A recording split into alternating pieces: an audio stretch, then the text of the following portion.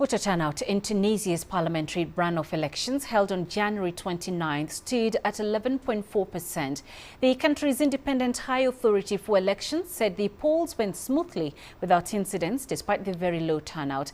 Analysts, however, say this election has divided Tunisians.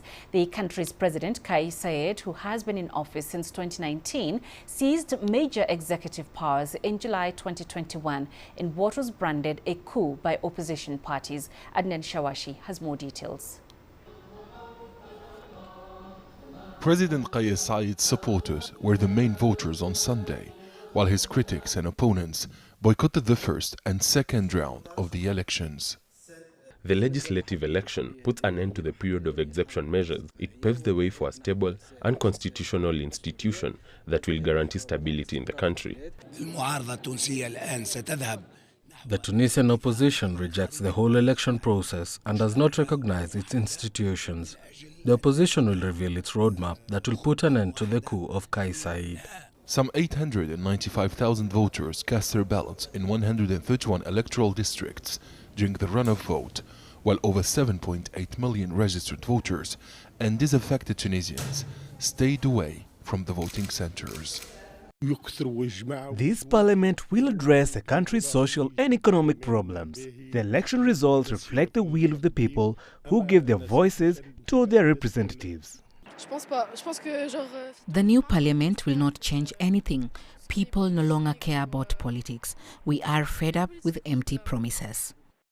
Analysts have warned that the low turnout casts doubts on the future parliament's legitimacy and could plunge the North African state into further political turmoil. This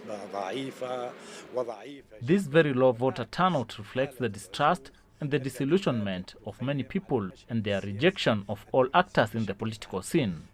This election result will put at stake the legitimacy of the new parliament and its MPs. The political crisis and the unrest have not ended. A new crisis has just begun in Tunisia. The president of the Independent Higher Authority for the Elections has denied allegations about the results of the runoff parliamentary polls. Farouk Bouaskar has called on those doubting the integrity of the elections to go to court if they want to challenge the results. All opposition parties in Tunisia's powerful labor union boycotted the second-round parliamentary election.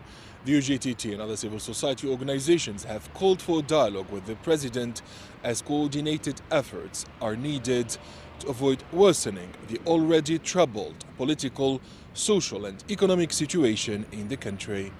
Adnan Shawashi, CGTN, Tunis.